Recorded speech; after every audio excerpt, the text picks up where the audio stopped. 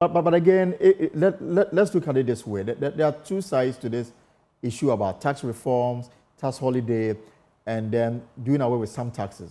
Remember, this whole IMF program is in place such that we'll be able to generate enough revenue to close the gap. Here is also the concern that Ghana is not competitive because our taxes are just too many and then too cumbersome. Now, Dr. Bawumia says that I want to make it flexible and I want to ensure that I make Ghana competitive so that we can attract the needed foreign direct investment. We can only do so if our tax system is such that people are comfortable with. How do we ensure that we generate the needed revenue to meet our targets, whilst also streamline the tax system such that we become more competitive in the sub-region, that we attract more?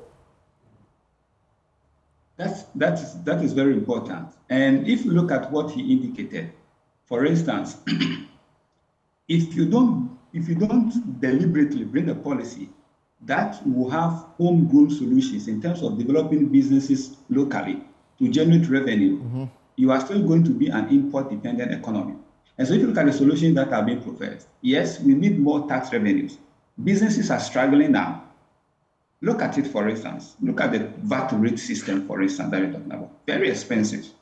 And so businesses are struggling. High taxes at the port.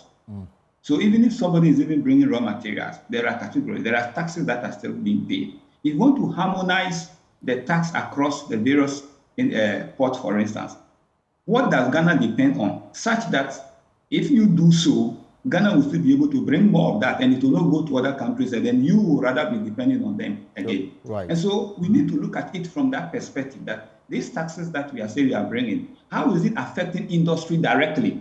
Which of them is affecting industry directly? But don't forget that when you have industry expanding, you have employment also increasing. And the challenge is that when businesses are struggling and they are not making profit, employment also becomes a challenge. It becomes a security issue. So these policies are not targeting industries such that it will help Ghanaian businesses to be able to, compete very well. When we look at interest rate regime, for instance, the businesses are borrowing at a very expensive rate. If you say you are going to, bring down interest rate, to what extent? Because those who are investing and those who are in charge of the funds, like the banks, they are the ones who are controlling this. And we have policy measures like the policy rate, which is at a very high rate that is being targeted at inflation, for instance. So if you are not bringing policies that is targeting industries, and you are doing it in such a way that it will only influence or encourage import, then of course, only one aspect of the economy is going to benefit, which is going to be at the detriment of your green economy.